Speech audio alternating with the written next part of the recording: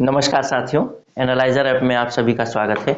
आइए देखते हैं ग्रामीण विकास के अंतर्गत अगला वीडियो, जो कि है सुराजी ग्राम योजना पर आधारित। और ध्यान देंगे, सुराजी ग्राम योजना पर आधारित जो वीडियो है, इसके विषय में लोगों को बहुत कंफ्यूजन रहता है। कंफ्यूजन क्या रहता है कि इसको अन्य कई नाम से लोग जानते हैं, सुराजी ग्राम योजना को सामान्य तौर पर, लेकिन इसका ऑफिशियल जो नाम है वो ऑफिशियल नाम सुराजी गांव योजना या सुराजी ग्राम योजना ही है।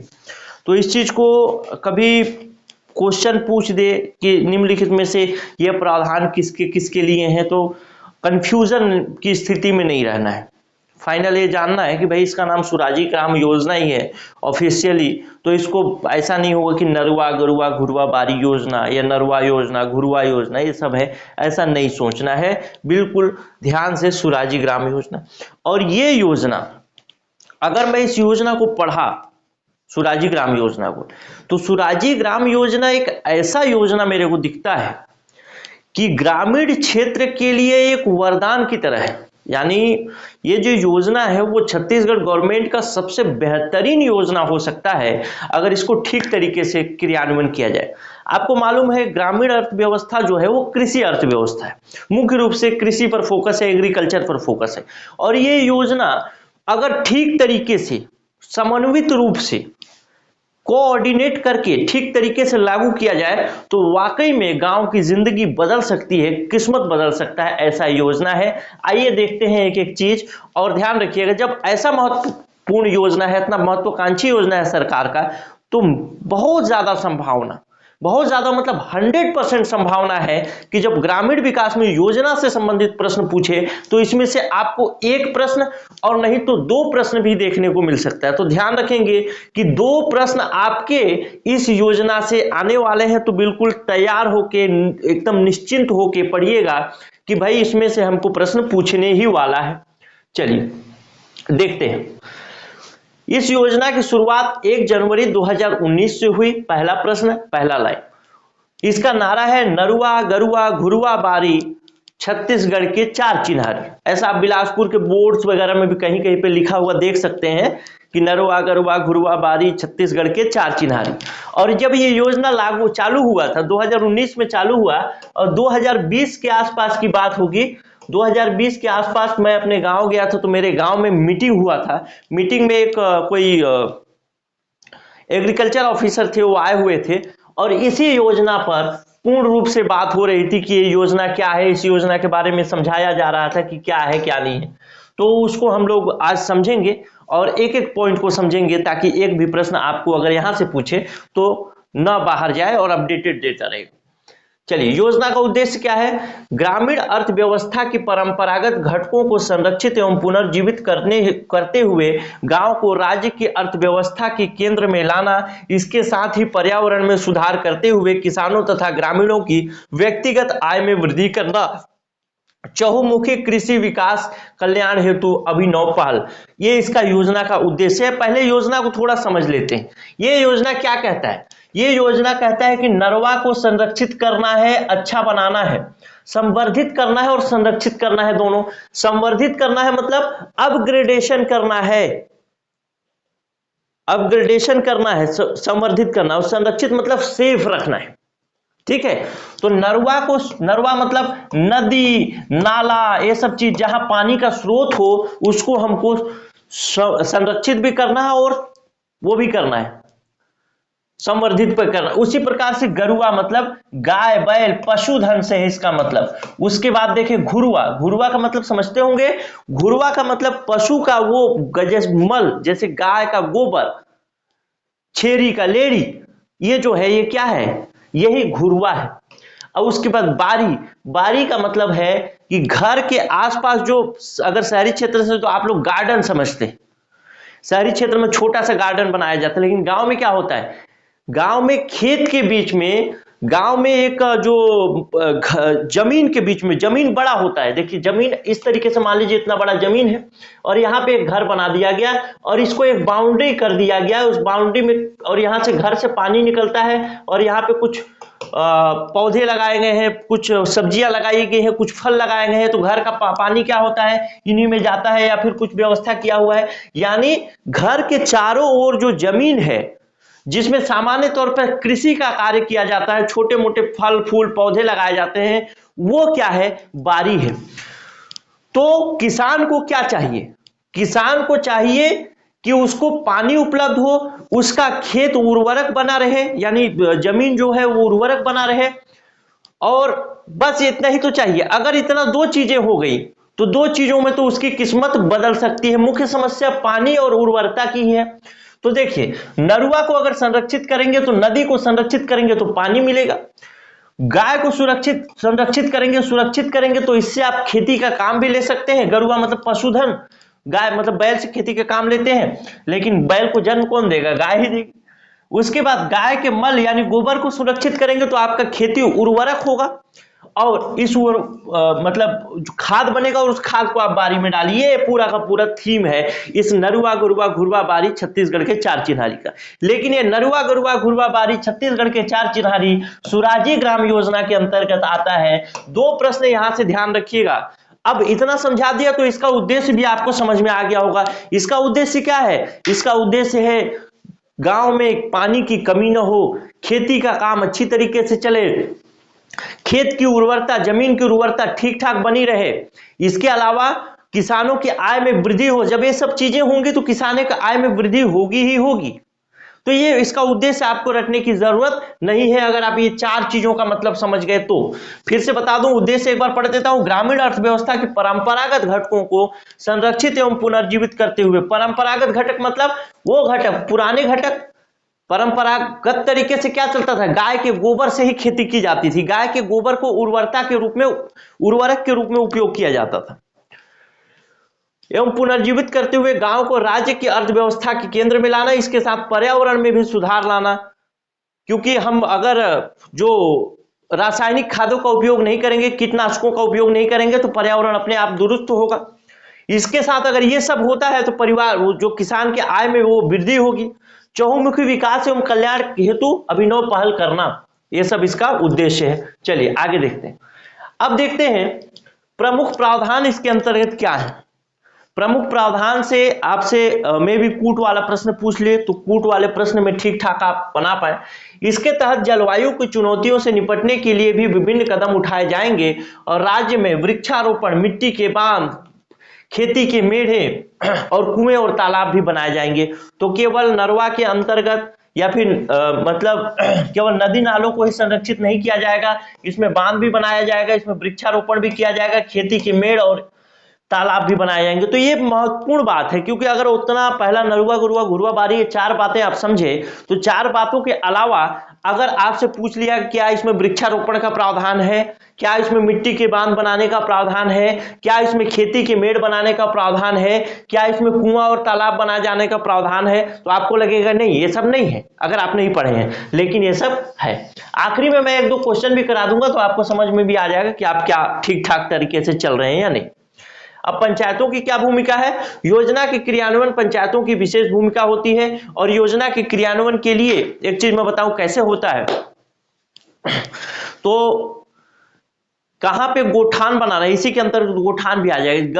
गरु को, गाय को सुरक्षित करने के लिए गोठान बनाना पड़ेगा, या फिर कहां पे वृक्षारोपण करना है, कहां पे मिट्टी का बांध बनाना है, कहां पे कुआं खोदना है, कहां पे तालाब खोदना है, ये काम कौन करता है, ये डिसाइड करने का काम कौन करता है, ग्राम पंचायत करती है। ग्राम पंचायत कैसे करती है, ग्राम पंचायत करती है ग्राम सभा के माध्यम से। दरअसल एक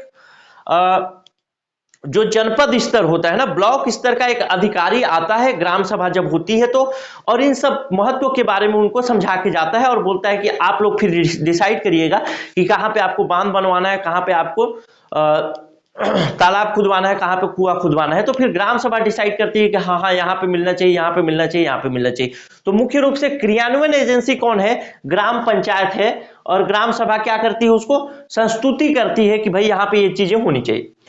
सुराजी ग्राम योजना के अंतर्गत निम्नलिखित 4 कार्यक्रम शुरू किए गए हैं। नरवा कार्यक्रम, घुरवा कार्यक्रम, नरवा कार्यक्रम, गरुआ कार्यक्रम, घुरवा कार्यक्रम और बारी कार्यक्रम। इसी को बेस लेके नरुआ, गरुआ, घुरवा, बारी छत्तीसगढ़ के 4 चिन्हारी ऐसा नारा भी बनाया गया। ठीक है, चलिए आगे देखते हैं। अब नरवा कार्यक्रम क्या है? राज्य सरकार द्वारा, मैं वैसे तो एक बहुत छोटा सा ब्रीफ बता चुका हूं, फिर भी बता देता हूं। राज्य सरकार द्वारा शुरू किए गए इस योजना में नदी नालों को पुनर्जीवित करने का काम किया जा रहा है। नदी नालों के पुनर्जीवन से किसानों को सिंचाई के लिए जहां भरपूर पानी मिलेगा वहीं किसान दोहरी फसल भी ले सकेंगे। यानी मानसून पर अगर किसान आधारित होगा, मानसून पर डिपेंडेंट होगा, तो इसका मतलब क्या है? मानसून पर डिपेंडेंट होने की वजह से जब पानी आएगा तभी वो फसल ले पाएगा। लेकिन अगर हम नदी नालों को संरक्षित कर दें, उसमें भरपूर पानी रहे, तो एक बार धान बोहूं, तेकर बाद गेहूं बोहूं, ओकर बाद फिर मक्का बोहूं, ऐसा हो सकता है। ठीक है, चलिए उद्देश्य क्या है? योजना का प्रमुख उद्देश्य नरवा संरक्षण के माध्यम से कृषि एवं कृषि संबंधित गतिविधियों को बढ़ावा देना, जिससे किसानों हेतु रोजगार निर्माण तथा कृषि में आय में वृद्धि करना। योजना का उद्देश्य ग्रामीणों के जीवन में खुशहाली लाना। इस हेतु योजना क्रियान्वयन में ग्रामीणों एवं विभिन्न संस्थाओं की गहन सहभागिता सुनिश्चित करना। जल स्रोतों के संरक्षण एवं उसको पुनर्जीवित करना, ताकि सतही जल सरफेस वाटर बहकर अन्यत्र न जाए तथा भूगर्भीय जल में वृद्धि हो। सरफेस वाटर और भूगर्भीय जल, यानी सतही जल और भूगर्भीय जल में क्या अंतर है, क्या फर्क है, वो थोड़ा सा समझ लेते हैं। मान लीजिए एक भूमि है, अगर यहां पे ऊपर में पानी बह रहा है या ऊपर में पानी है, उसको क्या बोलेंगे? सतही जल। और इस जमीन के नीचे जितना पानी है उसको क्या बोलेंगे? भूगर्भीय जल। यानी कुआं का पानी क्या है? भूगर्भीय जल है। जबकि तालाब का पानी क्या है? सतही जल है। नदी का पानी क्या है? सतही जल है। आपके खेत का पानी क्या है? सतही जल है। लेकिन सतही जल ही भूगर्भीय जल बनता है और भूगर्भीय ही कभी सतही जल बनता है। कैसे? जब यहां पे पानी गिरेगा जमीन के ऊपर, तो धीरे धीरे रिस रिस के नीचे जाएगा, तो क्या हो जाएगा? यही भूगर्भीय जल हो जाएगा। और जब वाष्पोत्सर्जन के साथ ऊपर जाएगा, ऊपर से बादल बनेगा और बादल से बरसेगा, तो फिर यहीं पे सतही जल हो जाएगा। और यही चक्र बार बार बार बार बार बार चलता रहता है। ठीक है, चलिए आगे चलते हैं। नरवा कार्यक्रम हो गया। अब प्रावधान देखते हैं। इसके तहत छोटी छोटी अधोसंरचना का निर्माण ग्राम पंचायत द्वारा मनरेगा योजना से किया जाएगा। वन क्षेत्र में आने वाली समस्त रचनाओं का निर्माण वन विभाग के कैंपा योजना के अंतर्गत वन विभाग द्वारा किया जाएगा। देखिए, दो बातें हैं। ग्राम पंचायत के अंतर्गत सामान्य क्षेत्र का संवर्धन संरक्षण किया जाएगा। सामान्य क्षेत्र मतलब जो वन क्षेत्र नहीं है, लेकिन जो वन क्षेत्र है वहां पर वन विभाग काम करेगी और वन विभाग कैंपा योजना के अंतर्गत करेगी। दोनों योजना आपसे में भी पूछ ले कि सामान्य ग्रामीण क्षेत्र में जब नरुआ कार्यक्रम के अंतर्गत कोई काम चलेगा तो वह किस योजना के अंतर्गत संचालित होगा? तो मनरेगा के अंतर्गत चलेगा। अगर वन क्षेत्र में नरवा कार्यक्रम के अंतर्गत कोई कार्य संचालित होगा तो वह किस योजना के अंतर्गत चलेगा? कैंपा योजना के अंतर्गत चलेगा। और सामान्य क्षेत्र के लिए ग्राम पंचायत काम करेगी और जो विशेष क्षेत्र है, विशेष क्षेत्र मतलब वन क्षेत्र, उसके लिए वन विभाग काम करेगा। क्लियर है? चलिए, गैर वन क्षेत्र में अगर अधोसंरचना के निर्माण की लागत 20 लाख रुपए से ऊपर हो तो उसका निर्माण एवं सिंचाई ग्रामीण यांत्रिकी सेवा विभाग द्वारा किया जाएगा। यानी 20 लाख रुपए से कम का काम है तो उसको ग्राम पंचायत देखेगी, और 20 लाख रुपए से ऊपर का काम है, यानी बड़ा प्रोजेक्ट है, 20 लाख रुपए से ऊपर का एक बांध बनना है। मान लेते कोई 19 लाख का बांध बनना है तो 19 लाख का बांध कौन बनाएगी? ग्राम पंचायत बनवाएगी। लेकिन कोई 21 लाख का काम करना है तो 21 लाख का बांध कौन बनाएगा? ग्रामीण यांत्रिकी सेवा विभाग, यानी रूरल इंजीनियरिंग सर्विस डिपार्टमेंट, इसको अगर अंग्रेजी में बोले तो। इसके तहत राज्य के 2 से अधिक जलाशयों के वैज्ञानिक ढंग से विकास का लक्ष्य रखा गया है। 2 अच्छा हाँ, 2 से अधिक, जलाशय तो छोटे छोटे थोड़ी। अब देखते हैं गरुआ कार्यक्रम। गरुआ कार्यक्रम क्या है? गरुआ कार्यक्रम मतलब गाय बैलों को संरक्षित करना, यही गरुआ कार्यक्रम है। इसके अंतर्गत ग्राम पंचायत स्तर पर गोचर भूमि, गोचर भूमि मतलब जहां पे गायों को चराया जाएगा उसको गोचर भूमि बोलेंगे, या फिर चारे की भूमि बोलेंगे, वैसे जगहों को गोचर भूमि बोलेंगे। आरक्षित कर गौठानों एवं चारागाहों का निर्माण किया जाएगा। गौठानों का निर्माण मतलब गौठान कैसे बनते हैं बता देता हूं। सामान्य तौर पर जब पहले क्या होता था, गायों को, गाय बैलों जो पशुधन होते थे उनको चराया जाता था। अब इसके लिए ग्राम पंचायत मतलब हर गांव में एक गोठान बनाया जाएगा। गोठान में क्या होगा, सुबह एक आदमी आएगा आपके पास और आपके गाय बैलों को लेकर के चला जाएगा, ले जाएगा और गोठान में रखेगा। वहां पे खाने पीने चारा वारा की पूरी व्यवस्था राज्य सरकार करेगी, और वहां से चर वर के जो पशु होंगे फिर शाम को आपके घर में छोड़ दिया जाएगा। यह प्रक्रिया ग्राम पंचायत के द्वारा की जाती है, संचालित की जाती है। तो जरूरी नहीं कि आपके पशु को लेने आपके घर तक कोई आए, ऐसा भी हो सकता है कि आपको अपने पशु को स्वयं ही पहुंचाना पड़े वहां पे गोठान में। गोठान मतलब एक बाउंड्री होता है, एक बाउंड्री होता है बड़ा सा, और उस बाउंड्री के अंतर्गत चारा, पानी, छाया आदि की व्यवस्था होती है गाय बैलों के लिए, यानी पशुओं के लिए। बस इतना जानिए, इसको लाने और ले जाने की जिम्मेदारी हो सकता है गोठान प्रबंधन को दिया जाए, या फिर यह भी हो सकता है कि आपको स्वयं पहुंचाना पड़े। वो पंचायत की बात, पंचायत पर डिफर करेगा कौन सा पंचायत क्या चाहता है।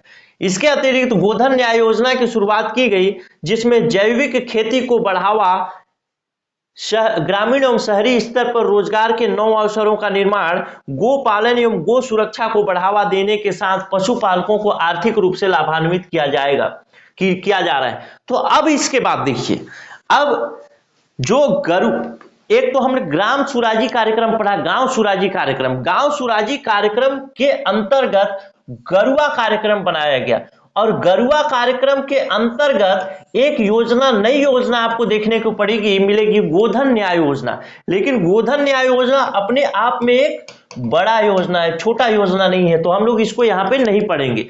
लेकिन अगर गोधन न्याय योजना किसकी उप योजना है ये पूछे, तो ग्राम सुराजी योजना की उप योजना है। गोधन न्याय योजना ग्राम सुराजी या गांव सुराजी योजना के किस कार्यक्रम के अंतर्गत शुरुआत की गई ये पूछे, तो आपको गरुआ कार्यक्रम के अंतर्गत शुरुआत की गई। अब इसको गोधन न्याय योजना को उतना डीप में अभी मत ध्यान दीजिए, बस ये कहां से आया ये ध्यान दीजिए। इसको हम डीप में पढ़ेंगे, इसके क्या उद्देश्य हैं। इस लाइन को अगर आप अच्छे तरीके से नहीं भी पढ़े तो कोई दिक्कत नहीं है, आगे आने वाली क्लास में हम गोधन न्याय योजना को डीप से पढ़ेंगे, कोई दिक्कत नहीं, गहराई में। उद्देश्य क्या है? प्रदेश के गौवंशीय, भैंस वंशीय पशुधन को गोठानों के माध्यम से एक स्थान पर छाया, शुद्ध पेयजल, सूखा चारा, हरा चारा उपलब्ध कराना। क्लियर है? वही बाउंड्री होता है, बाउंड्री बनाया जाता है, उस बाउंड्री के अंदर गायों को पहुंचाया जाता है, गाय बैल भैंस जो भी हैं उनको पहुंचाया जाएगा, पशुधन होना चाहिए कुल मिला के। और वहां पे सूखा चारा जैसे पुआल, पैरा, भूसा रहेगा, वहां पे हरा चारा का भी व्यवस्था रहेगा, वहां पे पानी की भी व्यवस्था रहेगी, वहां पे छाया का भी व्यवस्था रहेगा। ये सब जो जो गायों को चाहिए वो सब ऐशो आराम की चीजें, जो जो पशु को चाहिए वो सब ऐशो आराम की चीजें वहां पे होंगी। और मेरा जो घर है, घर से मेरे कम से कम 100 मीटर ज्यादा दूरी होगा, वहां पे गोठान है, तो मैं कई बार वहां पे जा चुका हूं। और वहां पे गोबर रखने के लिए अलग से व्यवस्था, बहुत सारी चीजें, वो हम अभी पढ़ेंगे। इसमें भी प्रावधान क्या है, इसके तहत प्रत्येक विकासखंड में एक मॉडल गोठान बनाया जाएगा। मॉडल गोठान मतलब एक ऐसा गोठान बनाया जाएगा। विकासखंड कितने हैं छत्तीसगढ़ में, कमेंट करके बता दीजिएगा कि कितने विकासखंड हैं छत्तीसगढ़ में। मॉडल गोठान, मॉडल गोठान मतलब एक ऐसा गोठान बनाया जाएगा जिस गोठान को मॉडल मान करके उस विकासखंड के अन्य गोठान उसका अनुसरण करें, यानी उसको सभी चीजों से परिपूर्ण किया जाएगा। यानी गायों के लिए जो सुविधा चाहिए वो सारी सुविधाएं वहां पे होंगी, और उसी को फॉलो करके उस विकासखंड के अन्य गोठान उस क्षेत्र में, यानी इस जो मॉडल गोठान है उस क्षेत्र में या फिर मॉडल गोठान की तरह कार्य करने का प्रयास करेंगे। 5000 गोठानों के विकास का लक्ष्य इसके अंतर्गत रखा गया है, यानी 5000 गोठान पूरे छत्तीसगढ़ में बनाए जाएंगे। और जिसमें से 1905 गोठान बन चुके हैं और 2700 गोठान के लिए चिन्हांकित किया गया है। चिन्हांकित किया गया है मतलब भूमि चिन्हांकित कर लिया गया है कि यहां पर गोठान बनेगा। गोठान मतलब वहीं गाय बैल जाते हैं दिन में, जिसको गोठान बोला जाता है, मैं बताऊं।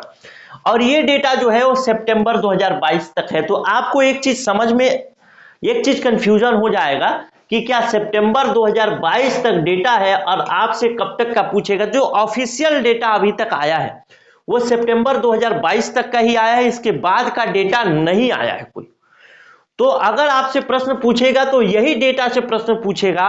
और अगर यहां से प्रश्न पूछा तो तीन चीजें मुख्य रूप से आपको याद रखनी है कि 5000 गोठान बनाए जाएंगे भैया, उसमें से 1905 गोठान बन चुके हैं और 2700 गोठान के लिए भूमि चिन्हांकित की जा चुकी है, जहां पे अब गोठान बनाने की प्रक्रिया शुरू हो जाएगी। नया डेटा जब आएगा तो ये और ये दोनों डेटा आपको बदला हुआ मिल सकता है, लेकिन अभी नहीं आया है तो आपसे पूछेगा तो यही प्रश्न पूछेगा, यही डेटा का प्रश्न पूछेगा।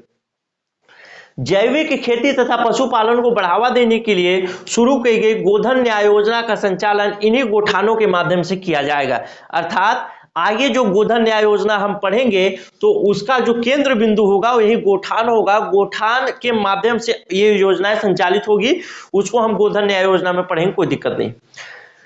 इसके तहत 2 रुपए किलो की दर से गोबर खरीदी कर स्व सहायता समूह के माध्यम से जैविक खाद बनाया जा रहा है। यानी किसके माध्यम से? ये जो गोधन न्याय योजना है इसके अंतर्गत 2 रुपए किलो गोबर खरीदा जाता है और स्वयं सहायता समूहों को दिया जाता है। स्वयं सहायता समूह क्या करते हैं? उसका खाद बनाते हैं, वर्मी कंपोस्ट बनाते हैं, जैविक खाद बनाते हैं और उसको बेचते हैं।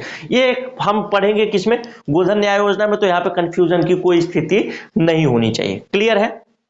यहां तक क्लियर है मैं समझता हूं। ठीक, चलिए आगे देखते हैं। अब देखते हैं घुरवा कार्यक्रम। घुरवा कार्यक्रम क्या है? इसका उद्देश्य क्या है? घुरवा मतलब गाय का गोबर, भैंस का गोबर। ठीक, कृषि तथा जैविक अपशिष्टों से जैविक खाद का निर्माण कर किसानों को उसकी उपलब्धता सुनिश्चित करना।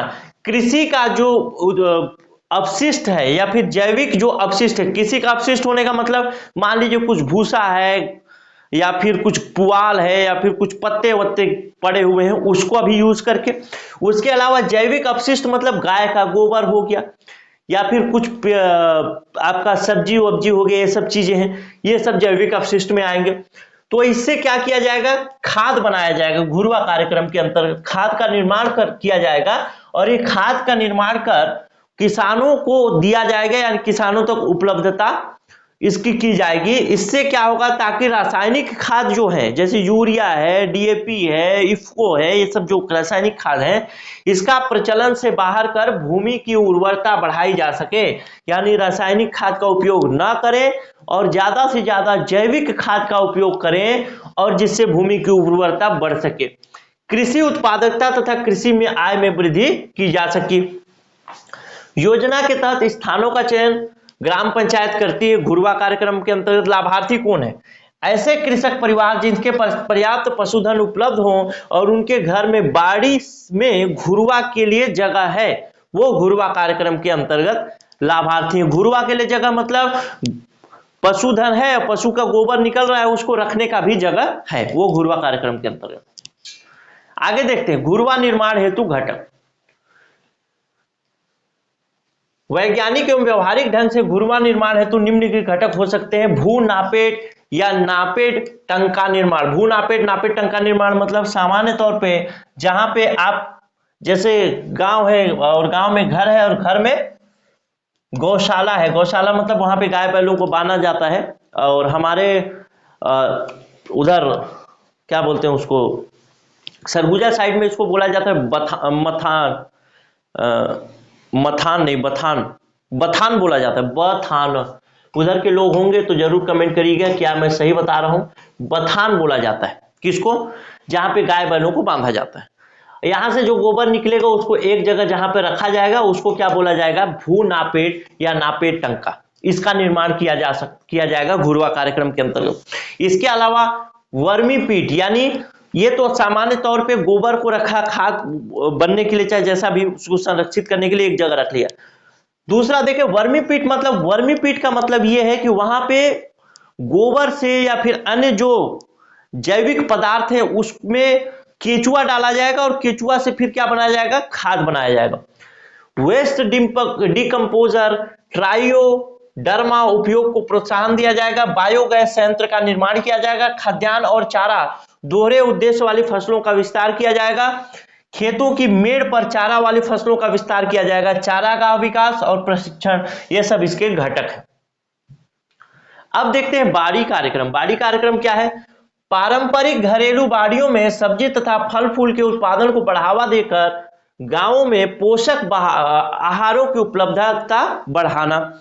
घरेलू आवश्यकताओं की पूर्ति के साथ व्यावसायिक स्तर पर भी सब्जी तथा फल फूल का उत्पादन करना ताकि ग्रामीणों को अतिरिक्त आय हो सके, ये बाड़ी कार्यक्रम है। और बाड़ी कार्यक्रम फिर से मैं बताया हूं आपको, लेकिन सामान्य तो फिर से आपको एक बार याद दिला दूं कि बाड़ी होता क्या है कि गांव में जो घर होता है, घर के बाहर जो भी जमीन वमीन होता है आसपास, जिसमें सामान्य तौर पे खेती का काम किया जाता है, घर के पास की बात कर रहा हूं।